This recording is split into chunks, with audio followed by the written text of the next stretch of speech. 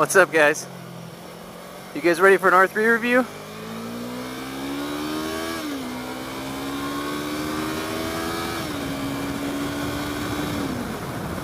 Because I am.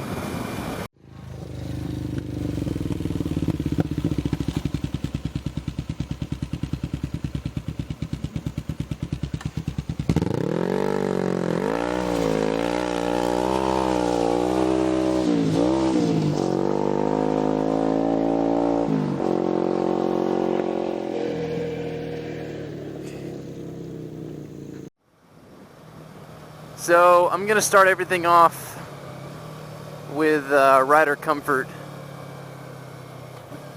The bike is a very upright bike, and it kind of makes sense just because of the fact that it's what I would assume the 250cc class replacement. So Honda, Yamaha, and Honda, Yamaha, and Kawasaki all came out with 300cc class bikes this last year. I think they started in, I think, 2013 or 2012-ish, and Yamaha finally joined this year in 15. So with the body positioning, for me, I'm 6 foot even, and when I wear boots, I'm about 6'1". And when I've got the balls of my feet on the pegs, my knees and the top part of my thighs are actually almost parallel with the ground. And with my back, because the bars are so close, so much closer than typical bars, my back is generally almost straight up. It's almost like I'm sitting on the end of like a chair. It's not an aggressive forward body position. My feet aren't backwards. They're pretty fairly centered in the bike. And the seat is actually a lot bigger than I expected it to be. There's a lot more room behind the rider for you to actually slide backwards or slide forward based on how you want to ride the bike. So bar position is great. Feet position is great. You got enough meat in the middle of the bike where you can actually grab a hold with your legs, so it helps kind of stabilize your body, being the fact that it's as upright as it is. The biggest thing that I've had a problem with handlebar wise is, you guys know that I like aggressive bikes. I like an aggressive stance, and to me these bars are just too far up. Like they're too high. Obviously this was built for a different platform, so that's why they're so tall. But I don't know, they don't fit me. As for airflow to the body, the windscreen does a pretty good job of trying to direct airflow over the rider. But with the fact that I'm 6 foot, I'm a little bit taller than what the clientele was for this bike, so I get about right here and I don't really feel too much. But being as upright as I am, I take most of the air over the front of the bike into my neck. They've got this little cut through here that I don't really know if it's meant to provide air or not, but I would assume that it does, because it goes right over the instrument panel. 2-up comfort is actually really, really, really nice too. I've sat on the back of it as well as Miss Sticker, and both times it's been no issues. The bike's motor, it's 320 cc's, and it really does not have any kind of an issue supporting both people, and the suspension doesn't drop too much either. Up front, it's got your standard, your typical display. It's got your digital speed, and then your analog tachometer. But built inside the tachometer, they've got the fuel and they've got the heat, which I thought was fucking awesome. Like, that's a pretty cool looking setup. It's a digital fuel display instead of just waiting for a fuel light to come on, so you can actually get a decent estimate of how much food you've got in your tank the whole time.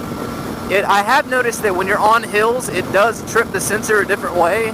So if you're parked downhill, it'll say that it has less fuel than what it actually has, because I would assume that it's further back in the tank.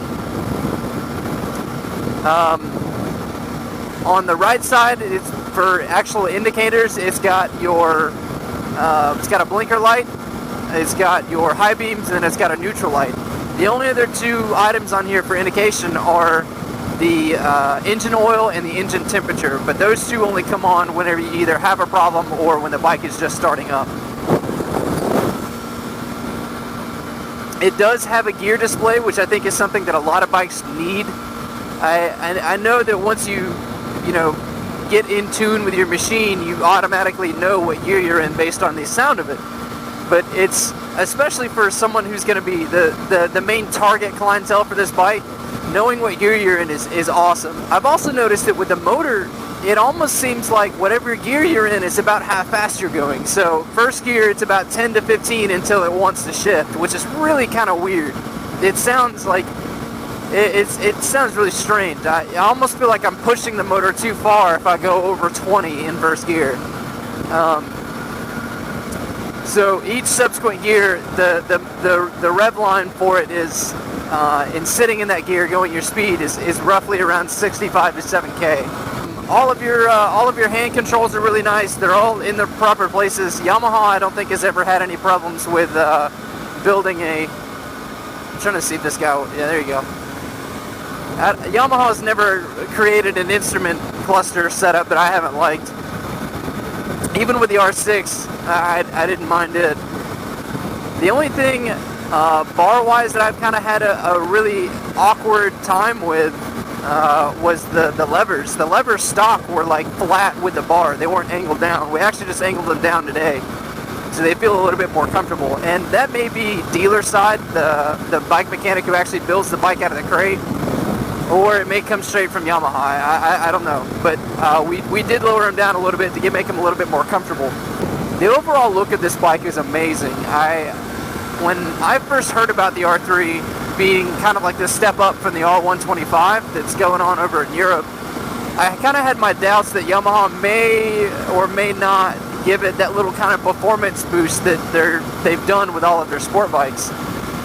The R6 and the R1 are incredible platforms, and they both have their own specific design when it comes to the performance characteristics. And I was really interested to see what they were going to do with the R3, because it's not a super sport class bike. It's meant to be a beginner slash commuter bike, and motorcycle companies typically don't do commuter bikes as aggressive as this. I could totally see in the proper hands of somebody who wants to maybe track it or use it as something like a mountain run bike with a couple of upgrades between clip-ons, rear sets, and a little bit of suspension work. You could turn one of these bikes into a race bike, no problem, no questions asked. The bike features a R6 design in the headlight, to where you've got one headlight that runs all the time, and then you've got one headlight that's your bright. They do not change like with the R1, where you've got both. I think it's called a dual filament bulb. Each individual bulb in each light has its own purpose.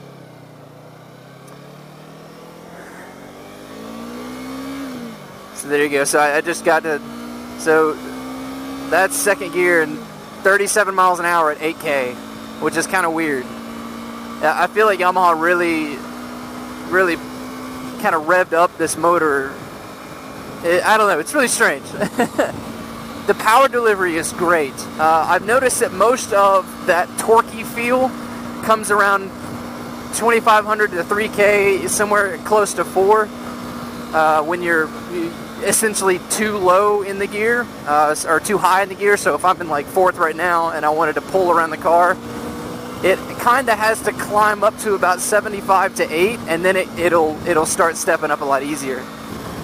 Another thing that I was really actually impressed about is the stopping power of this bike. It's brand new, and the components have had their time to wear in. We've got 2,800 miles on the bike. But I've been really impressed with how well it stops, and it makes sense given the fact that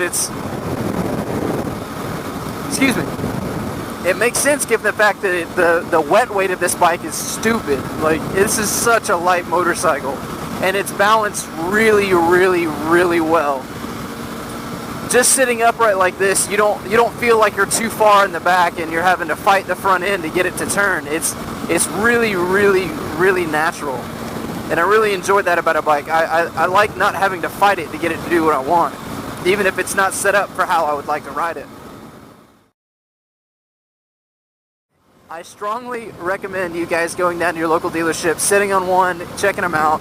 This bike is awesome. To be honest with you, this is one of the few bikes that I've ever had a hard time coming up with things I didn't like about it.